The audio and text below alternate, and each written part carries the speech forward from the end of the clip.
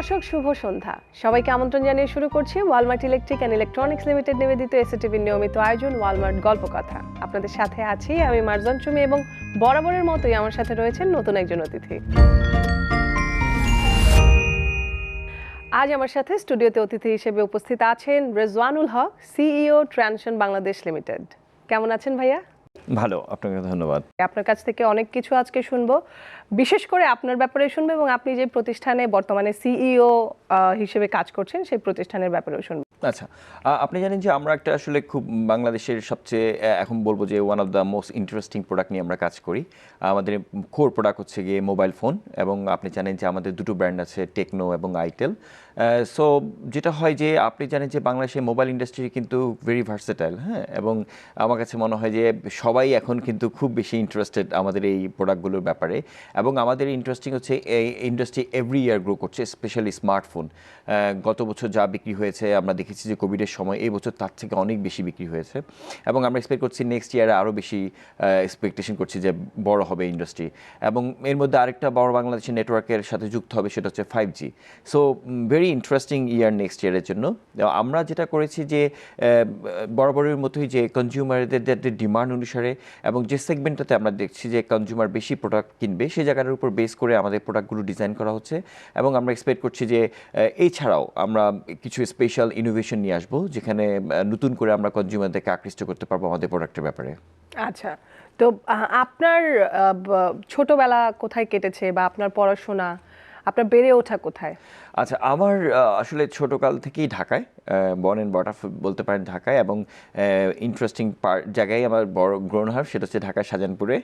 সেখানেই আমার ছোটোবেলা কাটিয়েছে। ইন্টারেস্টিং কেন বলেন? মানে শাহজাহানপুরটা ছিল আসলে খুব ইন্টারেস্টিং, কারণ হচ্ছে গিয়ে শাহজাহানপুরটা এরিয়াগতভাবে একটু অন্যরকম ছিল, কারণ এখানে অনেক বেশি মানুষ ছিল এবং বেশি লোকজনের সাথে থাকলে যেটা হয় আর কি, যে এরিয়াগতভাবে, সেই জন্য আমি বলছি যে শাহজাহানপুরটা। সো আমার স্কুল কেটেছে হচ্ছে মতিঝিল মডেল স্কুল, কাছেই ছিল, এবং কলেজও নটরডেম কলেজ। সো আমার লাইফের এরপরে হচ্ছে প্রাইভেট ইউনিভার্সিটিতে পড়া, বাট সবচেয়ে বলবো যে আমার লাইফে সবচেয়ে ইন্টারেস্টিং কেটেছে নটরডেমের 2 বছর, কারণ হচ্ছে ওই সময়টা আমার কাছে মনে হয় সবচেয়ে বেশি আমার লাইফের মানে ইন্টারেস্টিং সময় আমার লাইফের। আচ্ছা, কলেজ জীবনটা আপনার কাছে সবচেয়ে মজার মনে হয়? কলেজ জীবনে যখন ছিলেন, সবারই তো দেখা যাচ্ছে নটরডেম বা এই ধরনের কলেজে, যারা পপুলার কলেজ থেকে যারা বিলং করে, তারা সবসময় চিন্তা করে আমি রাজনীতি করবো, আমি ঢাকা ইউনিভার্সিটিতে যাব, বা আমি যে কোনো পাবলিক ইউনিভার্সিটি থেকে হয়তো রাজনীতি করবো, বা অন্য কোনো ধরনের প্রফেশনের চিন্তাও হয়তো বা আপনার মধ্যে থাকতে পারতো। সেটা না হয়ে আপনি এখন সিইও হিসেবে কাজ করছেন। এটা কি তখন থেকেই প্ল্যান ছিল এরকম? আসলে ওরকম আমার পুরো প্ল্যানটাই ওরকম ছিল না। প্রথমেই ছিলাম যে, যদি বলি যে ছোটোকাল থেকে শখ ছিল যে অ্যারোনটিক্যাল ইঞ্জিনিয়ার হব, একদমই ছোটোকালের শখ। বাট আসলে এরপরে তো যেটা হয় যে আমাদের ড্রিম থাকে একরকম, বাট বেড়ে হয়ে উঠে হচ্ছে একরকম। বাট আমার কাছে আসলে তখন থেকেই, কলেজ থেকেই আমার একটা প্রফেশন ইচ্ছে ছিল যে আমি বিজনেস এবং এই যে এগুলো নিয়েই কাজ করব, কর্পোরেট ওয়ার্ল্ডেই কাজ করব, তখন থেকে আসলে ছিল। সো ওইভাবেই আমার উঠা। এবং আমার প্রথম জব ছিল হচ্ছে গিয়ে সিমেন্স বাংলাদেশ লিমিটেড, যার কারণে হচ্ছে সিমেন্সে থাকাকালীন সময় আমার আসলে বড় একটা এক্সপিরিয়েন্স হয়েছে। এরপরে মাল্টিনেশনাল কোম্পানি, যেহেতু জার্মান বেসড কোম্পানি, এরপরে হচ্ছে গিয়ে আমার গড়ে ওঠা ছিল সিম্ফনি মোবাইল ফোন, তার সাথে অনেক বছর। তারপরে দেন হচ্ছে গিয়ে টেকনো এবং আইটেল, এই দুটোর সাথে। আমরা টেলকো থেকেই কিন্তু আপনার জব এক্সপিরিয়েন্স যদি বলি, বা আমার পুরোটা জীবনটাই, মানে পুরোটা জীবন না, মানে যতটুকু কেটেছে কর্মজীবন পুরোটাই হচ্ছে মোবাইল ফোনের সাথে। হ্যাঁ, তো সেক্ষেত্রে একটা ডিফারেন্ট ধরনের আমি বলবো প্রোডাক্টের সাথে আপনার পথ চলা, এবং এখন আপনি সিইও হিসেবে দায়িত্ব পালন করছেন।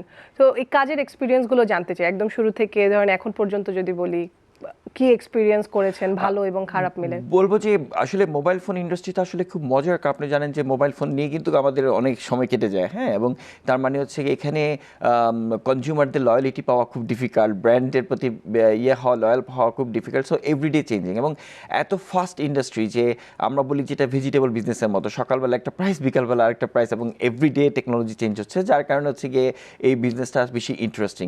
এবং আরেকটা যেটা হচ্ছে কি, আমরা সবসময় বলি যে এই বিজনেসটা আসলে ইয়াং পিপলদের জন্য। সো ইয়াং বাই এজ না, হার্টগতভাবে ইয়াং হতে হয়, কারণ এখানে এত ভাস্ট চেঞ্জ হয়। সো তার কারণে আমরা কানেক্ট করার জন্য আমরা বলি যে ইয়াং হতে হয়। আমার কাছে মনে হয় যে এই যে এত বড় একটা টার্গেট গ্রুপ নিয়ে কাজ করা, এবং যেমন এখনও যখন আমরা এই মোবাইল ফোন নিয়ে কাজ করি, সবচেয়ে বেশি আমাদের ফোকাস করতে হয় 20 to 25 বা বিলো 30 ইয়ার্স থেকে। সো ইউ সি যে ওই ইয়াং এজদের বুঝা এবং ওই ইয়াং এজদেরকে নিয়ে কাজ করা, ওদেরকে টার্গেট গ্রুপ করে এই যে কমিউনিকেশন প্ল্যান করা, এবং এই যে যে জিটিএম করা, সো সেই জায়গাতে আমার কাছে মনে হয় যেন খুব বেশি মজা লাগে যে এই জায়গাটা চেঞ্জ হচ্ছে। আরেকটা বেশি খুব ভালো লাগে যেটু পুরো বিজনেসটা করতে হয় পুরো বাংলাদেশের ডিস্ট্রিবিউটরের মাধ্যমে। সো এই যে পুরো বাংলাদেশের সব জায়গায় যাওয়া, ডিস্ট্রিবিউটরদের সাথে কানেক্ট করা, তাদের সাথে একটা ফ্যামিলিগত রিলেশনশিপ তৈরি করা, এবং এই পুরো বাংলাদেশের সবার সাথে একটা পরিচয়।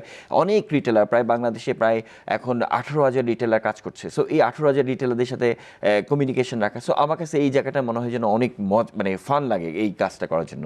বাহ, চমৎকার। আপনার কাছে আরো এরকম আরো অনেক মজার কথা শুনবো এবং আরো গল্প এবং কথা হবে। এই মুহূর্তে একটি বিরতির সময় হয়ে গেছে। সুপ্রিয় দর্শক, আপনারা দেখছেন Walmart electric and electronics limited নিবেদিত এসএটিভির নিয়মিত আয়োজন ওয়ালমার্ট গল্প কথা। এই মুহূর্তে সময় হয়ে গেল ছোট্ট একটি বিরতির। কোথাও যাবেন না, ফিরছি বিরতির পর।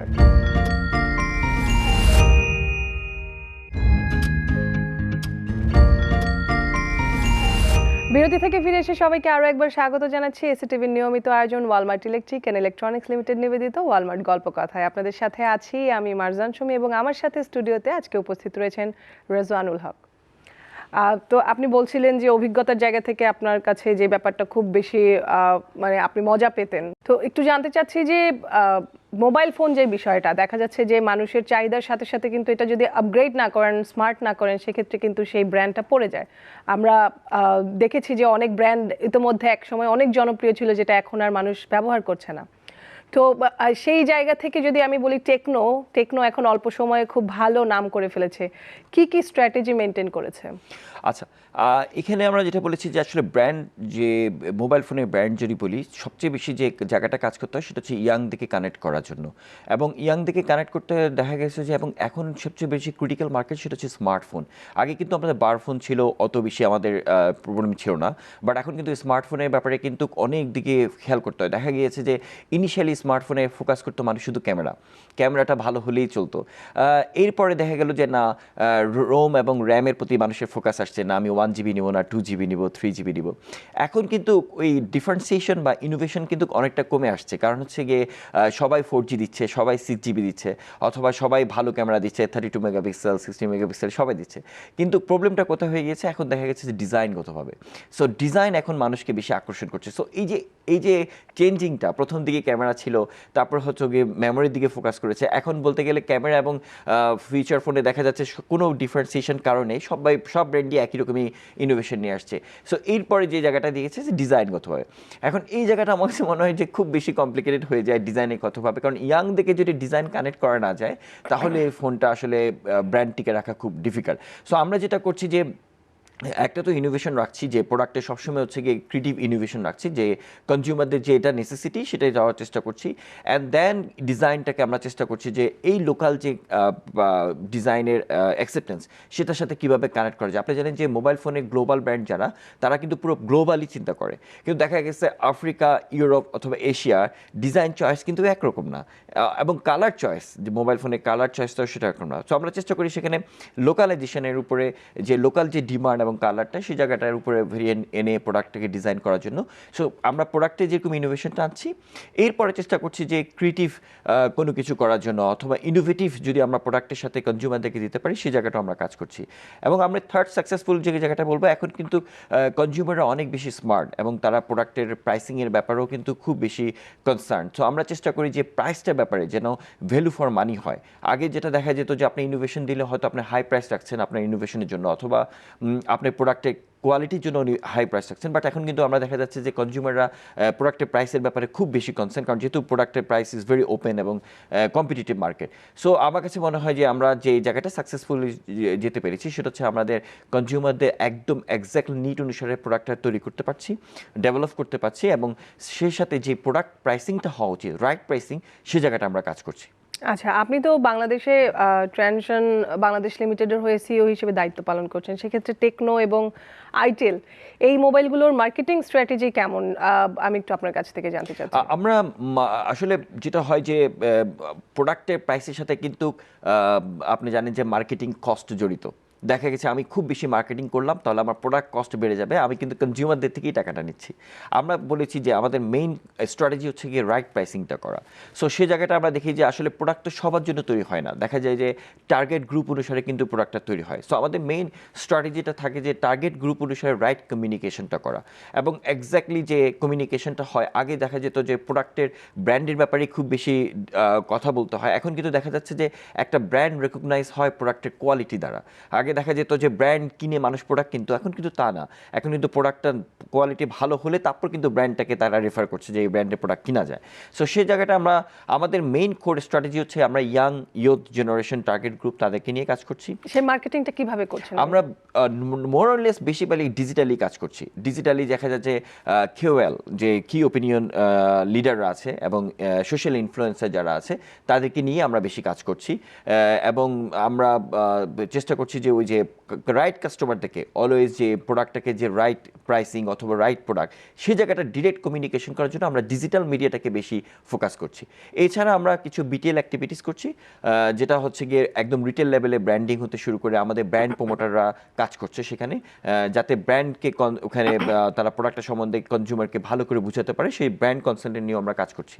এবং আমরা ব্র্যান্ডেড আউটলেট করছি যাতে কাস্টমাররা রাইট প্রোডাক্ট এবং রাইট প্রাইসে সব জায়গায় পেতে পারে, সেই জায়গাটা আমরা কাজ করছি যে ব্র্যান্ডেড আউটলেট নিয়ে সারা বাংলাদেশে ব্র্যান্ডেড আউটলেট আমরা তৈরি করছি। সো এইভাবে আমরা স্ট্র্যাটেজিটা করছি। আচ্ছা, আপনি বারবারই বলছেন যে ইয়ুথকে টার্গেট করে টেকনো কাজ করছে বা আইটেল কাজ করছে, তো আমি একটু জানতে চাচ্ছি যে প্রাইজিং রেঞ্জটা দেখা যাচ্ছে এখন বাংলাদেশে যে ফ্ল্যাগশিপ ফোনগুলো মানুষ কিনছে সেক্ষেত্রে অনেকের দ্বারা এটা সম্ভব হয় না ফ্ল্যাগশিপ ফোন কেনা, কারণ প্রাইজের দিক থেকে অনেক হাই থাকে। আপনাদের টার্গেটেড যদি আমি বলি কাস্টমার, আপনি বারবার বলছেন ইয়ুথ, কিন্তু প্রাইজিংটা আপনি কিভাবে রেখেছেন, সেটা কি সবার হাতের নাগালে আছে? আচ্ছা, আমাদের দুটো ব্র্যান্ড আইটেল এবং টেকনো ব্র্যান্ড। আইটেল আমরা যেটা করি যে মিড ক্যাটাগরি ব্র্যান্ড করছি, এবং টেকনো কিন্তু আমাদের হাই এন্ড ক্যাটাগরি। এবং বাংলাদেশে কিন্তু মার্কেট সাইজটা কিন্তু অনেক বড়, প্রায় স্মার্টফোন কিন্তু এই বছরও যদি বলি আমরা 1,10,00,000-এর উপরে স্মার্টফোন বিক্রি হচ্ছে এই এই এই এই সেশন ইয়ারে, এবং নেক্সট ইয়ারে আমরা এক্সপেক্ট করছি এটা হয়তো 13 মিলিয়ন, 1,30,00,000-এর মতো হয়তো স্মার্টফোন বিক্রি হবে। এই যে এত বড় কাস্টমার সেগমেন্ট, সেখানে কিন্তু সব প্রাইস সেগমেন্টে কিন্তু বিক্রি হচ্ছে না। দেখা যাচ্ছে 50% কাস্টমার কিন্তু দেখা যাচ্ছে যে 8 থেকে 15,000 টাকার কাস্টমার হচ্ছে সবচেয়ে বড় বাংলাদেশে। সো আমরা যেটা করছি যে আমাদের 8,000 বিলো 10,000 টাকার একটা সেগমেন্ট আছে, সে জায়গা অনুসারে একটা প্রোডাক্ট তৈরি করছি। 10 থেকে 15,000 টাকা একটা সেগমেন্ট আছে, সেখানেও আমরা ওইটাকে করছি, এবং 20,000 টাকার উপরে যে সেগমেন্ট সেটাকেও ওই রেফার করে করছি। সো প্রাইস সেগমেন্ট অনুসারে আমাদের প্রোডাক্ট ডেভেলপমেন্ট হচ্ছে, এবং প্রাইস সেগমেন্ট অনুসারে আমাদের ওই প্রোডাক্ট ফিচার এবং ইনোভেশন সব একই থাকছে। বাহ, ধন্যবাদ। আমরা কিন্তু আরো অনেক কথা বলবো, বাট এই মুহূর্তে আমাদের অনুষ্ঠানে আরো একটি বিরতির সময় হয়ে গেল। সুপ্রিয় দর্শক, সময় হয়ে গেল আরো একটি বিরতি। আপনারা দেখছেন Walmart electric and electronics limited নিবেদিত এসটিভির আয়োজন ওয়ালমার্ট গল্প কথা। কোথাও যাবেন না, ফিরছি বিরতির পর।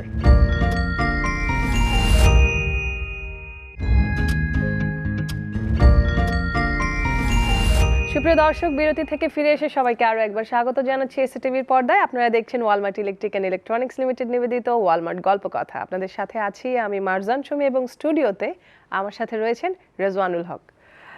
জি, কথা হচ্ছিল, আবারও আমরা গল্পে চলে আসি।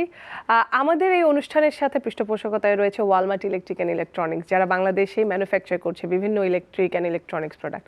তাদের জন্য যদি আপনার কাছ থেকে কোনো অ্যাডভাইস বা আইডিয়া থাকে। আমি বলবো যে এটা আসলে আমাদের জন্য একটা গর্বের ব্যাপার যে বাংলাদেশে ম্যানুফ্যাকচারিংটা করা।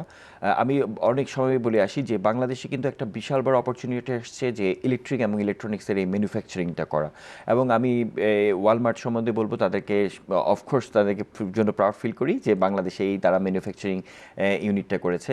এবং সেই সাথে আমি বলতে চাই কিন্তু বাংলাদেশে কিন্তু এখন যে ইলেকট্রিক এবং ইলেকট্রনিক্সের বিশাল বড় মার্কেট, আমাদের শুধুমাত্র মোবাইল ফোন না, সবই কিন্তু বাংলাদেশে ম্যানুফ্যাকচারিং হচ্ছে।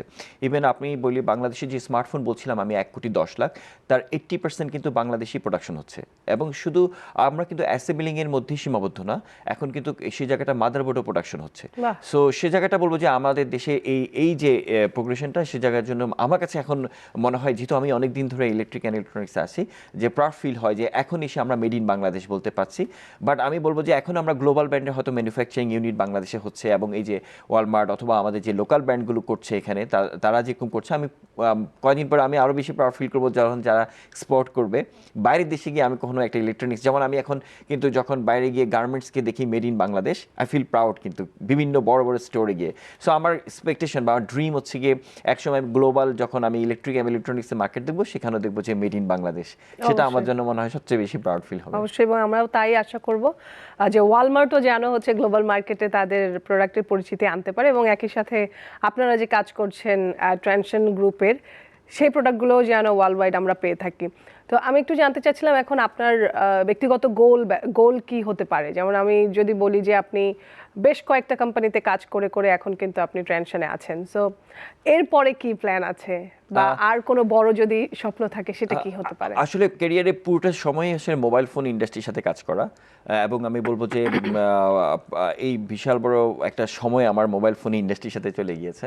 সো এই ইন্ডাস্ট্রিতে নিয়ে আরও একটু কাজ করার ইচ্ছা আছে। স্পেশালি যেটা হচ্ছে যে বাংলাদেশে এখনও কিন্তু মোবাইল ফোনে স্মার্টফোনের পেনিট্রেশন রেট ইজ 40%।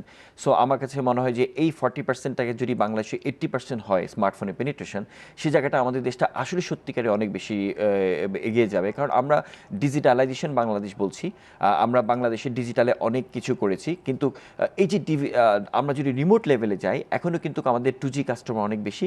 এখনও দেখা যাচ্ছে নন স্মার্টফোন ইউজার যারা ফিচার ফোন ইউজ করছে, তাদের কাস্টমার কিন্তু প্রায় 60%-এর মতো।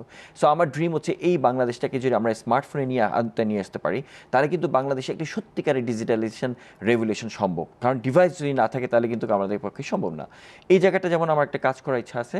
আরেকটা ড্রিম হচ্ছে গিয়ে এই যে মেড ইন বাংলাদেশ, এখন যে বাংলাদেশের টোটাল মোবাইল ফোন ইন্ডাস্ট্রির 80% আমরা বাংলাদেশে প্রোডাকশন করতে পারছি, ম্যানুফ্যাকচারিং করছি। নেক্সট ইয়ারে হয়তো নেক্সট 2 ইয়ার্সের মধ্যে দেখা যাবে যে এটা প্রায় 95%-এর মতো বাংলাদেশের যে ডিমান্ড, লোকাল ডিমান্ড, সেটা ফিল আপ হবে। কিন্তু তারপর কিন্তু একটা কথা আছে যে বাংলাদেশের মার্কেট সাইজ হচ্ছে কি মাত্র সব নন ফিচার ফোন এবং স্মার্টফোন মিলে 3.5 কোটি, কিন্তু পুরো পৃথিবীর কিন্তু মোবাইল ফোনের মার্কেট হচ্ছে প্রায় 220 কোটি। সো এই 220 কোটির কিন্তু যদি আমাদের দেশে একটা পার্সেন্টেজ ম্যানুফ্যাকচারিং নিতে পারে, আমার ড্রিম হচ্ছে সে জায়গাটা কাজ করা, যে গ্লোবাল ব্র্যান্ডরা যদি পুরো গ্লোবাল ব্র্যান্ডই হয়, পুরো পৃথিবীতে যে বিজনেসটা করছে সেটার ম্যানুফ্যাকচারিংয়ের একটা পার্ট যদি বাংলাদেশে আনা যায়, আমার কাছে মনে হয় যে সেই জায়গাটা আমাদের সবচেয়ে বড় সাকসেসফুল হবে। সো আমি মোবাইল ফোন ইন্ডাস্ট্রি যেহেতু কাজ করছি, আমার ড্রিম হচ্ছে গিয়ে বাংলাদেশের যে মেড ইন বাংলাদেশ গ্লোবাল প্রোডাক্টের বাংলাদেশে ম্যানুফ্যাকচারিং হাব হওয়া, সেটা আমার কাছে মনে হয়, আমি এই ড্রিমটা নিয়ে কাজ করছি।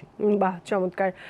এবারে একটু জানতে চাই আপনার মতো যারা ড্রিম দেখে, যারা ইয়ুথরা আছে, তারা আসলে কিভাবে করে এগিয়ে যাবে যাতে আপনার মতো করেই কাজ করতে পারে, আপনার মতো করে দেশকে গর্বিত করতে পারে?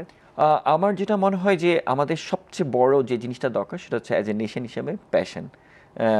আমি সব জায়গায় দেখেছি প্যাশন এবং এই যে প্যাশেন্স, এই জায়গাটায় আমার কাছে মনে হয় ঘাটতি। ইয়াংদের স্পেশালি তারা খুব ফাস্ট সব কিছু চায়। আমি এখন যতই ইয়াংদের সাথে কথা বলি, আমার কাছে মনে হয় তারা খুবই ধৈর্যটা যে আমরা ছিল সেটা নাই। যেরকম হয় যে আপনি যখন একটা কেরিয়ার, এডুকেশন লেভেল কিন্তু একরকম, আপনার ড্রিম থাকে আপনি এরকম হবেন, কেরিয়ার লাইফটা কিন্তু আবার ডিফারেন্ট হয়। কেরিয়ার লাইফ কিন্তু এমন না যে এডুকেশনের পরেই আপনি সাকসেসফুল আসবে কেরিয়ার লাইফে, তা কিন্তু না। হয়তো আপনি সাকসেসফুল হতে পারেন এডুকেশন কেরিয়ারে, কিন্তু কেরিয়ারে নাও হতে পারে। সো কেরিয়ার কিন্তু ডিফারেন্ট।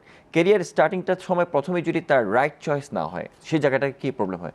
আমি ইয়াংদেরকে বলবো যে তারা আগে সিলেক্ট করা উচিত is it right job for him or her, যে জায়গাটা সে কাজ করছে সেটা কি তার জন্য রাইট কিনা। যদি রাইট হয় তাহলে তার প্যাশনটা আসবে এবং তার প্যাশেন্সটাও থাকবে যে আমি সামনে গিয়ে সময় দিব এটা করছে, এবং সে রাইট জবটা যদি পায় then need to find out right place, right corporate or right company, যে আমি যে জায়গাটা কাজ করছি সেটাও ঠিক আছে কিনা। দেন তাকে প্যাশেন্স নিয়ে একটা লম্বা সময় দিয়ে কাজ করতে হবে। আরেকটা হচ্ছে গিয়ে আমরা সবাই আসলে খুব তাড়াতাড়ি সাকসেসফুল চাই। আমার কাছে মনে হয় যে সাকসেসফুলের ডেফিনেশনটাও এখানে একটু অ্যাম্বিগুয়াস, যে অনেকে সাকসেসফুলটা শুধুমাত্র মানি অথবা মনিটারি বেনিফিট দিয়ে ক্যালকুলেশন করে ফেলছে। সাকসেসফুল কিন্তু সেটা না। সাকসেসফুল হচ্ছে everyday you are getting experience. So সেই এক্সপিরিয়েন্সটা কত harder experience you are taking, সেটা আপনার জন্য মনে হয় ফাউন্ডেশন হয় ফিউচারের জন্য। সো সেই জায়গাটা আমার কাছে মনে হয় যেন কাজ করলে খুব ভালো হবে। অনেক ধন্যবাদ আপনাকে ভাইয়া, আমাদের অনুষ্ঠানে এসে সময় দিয়েছেন। আপনার কাছ থেকে অনেক সুন্দর সুন্দর কথা আমরা জানতে পেরেছি। আজকে অনুষ্ঠানের সময় একেবারে শেষের দিকে আমি আমার দর্শকদের কাছ থেকে বিদায় নিয়ে নিব। আপনাকে ধন্যবাদ। সুপ্রিয় দর্শক, এই ছিল আমাদের আজকের আয়োজন। আশা করি সবার কাছে ভালো লেগেছে। আজকে Walmart electric and electronics limited নিবেদিত এসিটিভির আয়োজন ওয়ালমার্ট গল্প কথা থেকে আমি মার্জন চুমি বিদায় নিয়ে নিচ্ছি। সবাই ভালো থাকুন, সুস্থ থাকুন এবং অবশ্যই এসিটিভির সাথেই থাকুন।